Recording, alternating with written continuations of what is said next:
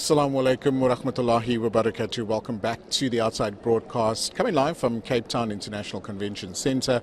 It is the 7th sitting of Parliament in our young democracy, I would call it. And we've chatted to various people as well. And I bumped into Matthew Parks, who I had on my show a couple of months ago. And we're just going to have a chat about today's proceedings. Matthew, good afternoon. Good afternoon. Thanks for having us. My pleasure. It's been an interesting morning, but I think things have gone swimmingly well with regards to the proceedings as well. What's your thoughts on this morning's proceedings? Look, we're quite happy as COSATU. Our ally, the ANC, is being elected across the country in different provinces from Limpopo to Gauteng, even KwaZulu-Natal. Mm-hmm. We're confident here at National Parliament too that our candidates for the presidency, for the speaker, will be elected. Okay. I think it's a positive footnote in one of the most difficult times for the country. We had questions around the government of national unity, but we had good discussion with the ANC that this is the right formula for the country at this particular moment in time. We've had concerns about some political parties which will be in the GNU for historical reasons, but we're quite pleased in the declaration of intent signed that our concerns have been included, including the respecting the rights of workers, the rule of law, the constitution, the anti-corruption, the renewal campaigns, our efforts to create jobs and rebuild the state have all been included, and even a specific commitment to call a national bosporad with Labour, with civil society, to have a common approach to rebuilding our country. So I think for us those are key issues. It's not the end of the road, but it's a positive step forward. Yep.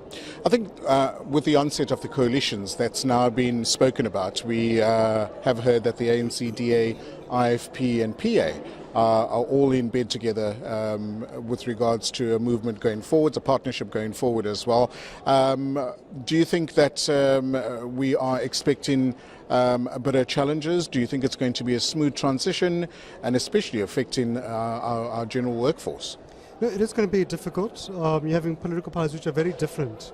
The ANC is a centre-left party. Some of the other parties are traditionalists, some are centre-right or right-wing. Different constituencies, different manifestos. This is why they're different political parties, because they don't agree. Right. But I think there's enough that we can agree on, from growing the economy to rebuilding the state, to dealing with corruption, that we can focus on. And those are things which will benefit workers. We're glad that our specific concerns around workers' rights, the transformation agenda have been addressed and accommodated, because for us those are sacrosanct. But I think it's going to be hard work. You're dealing with very different political parties. This is uncharted territories for all of us. We need to be a bit agile, a bit strategic. We'll have to work on it on a day-by-day, week-by-week basis. But I think also as COSATU we'll have to work even more closely with other unions to make sure we have a united front as workers to defend workers' rights and the transformation agenda.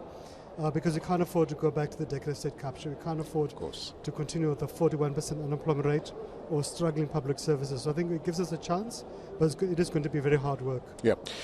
In a recent interview, in fact this afternoon, John Steenhuisen mentioned that he's excited to go support the President Cyril Ramaphosa in his next term, but also trying to weed out corruption. My one concern is that there have been a few MPs that have been have been accused in the Zondo Commission. My concern is whether John Steenhuisen will then still support the MPs in position, because some of them will be elected to Parliament as well. What's your thoughts on that? Yeah. Look, I think one very, very good thing the ANC has done is to really establish very strict principles of step aside. So it's difficult when someone has just been mentioned in a report, and all the report said is that you need to do further investigations. But the minute we've got a very strong principle which has been established by the ANC, the minute you are charged, not even tried to convict, just charged, you step aside. Right. The fact that the former Speaker of the National Assembly stepped aside when she was charged, the previous Minister of Sports, Arts and Culture, he resigned the second he was charged. So that for us is a very progressive, powerful precedence, because the person not even been tried or found guilty yet. They can still be acquitted and found innocent. But we've got a very clear principle. Our question would be that we would want that principle of the ANC to be extended across government, across political party. Because right now it's an ANC principle, it's not a law. But we would want anybody who is charged, they must step aside. And so we hope other parties would maintain that principle of the ANC. What would you like our new government, our partnership government, if you want to call it, going forward, from a workforce point of view? What would you like to see more of? So I think we've got the principles in place, respecting the Constitution, the rule of law, workers' rights, the transformation agenda, and so forth. It's really about continuing what the outgoing administration has been doing. It's done good work on rebuilding ESCOM. We need to accelerate that so we don't have load shedding. There's been some initial progress around rebuilding transit, which is key to mining, to manufacturing, to agriculture, thus to jobs and to the economy. Let's accelerate. There's been excellent work done rebuilding the South African Revenue Service, boosting tax compliance, because that's key to funding the public services, to rebuilding the economy. Accelerate it. And again, reinforcing law enforcement from the police, the headcount, the National Prosecuting Authority, getting the convictions for corruption. And of course, we've got good work that was done by the outgoing Minister of Trade and Industry, Ibrahim Patel. The master plans, bringing together labour, business and government to unlock obstacles to growing manufacturing, agriculture, poultry, sugar, clothing, etc. So we've really got to move to accelerate that effort by the outgoing administration, and we think we've got a fighting chance in that regard. But we don't have time. Society is correctly tired, is exhausted, and hence the election results. Society wants government led by the ANC to do much better, so we've got a chance. We need to really ramp up those initiatives. Great. Matthew, it's been an absolute pleasure. Thank you for affording me your time.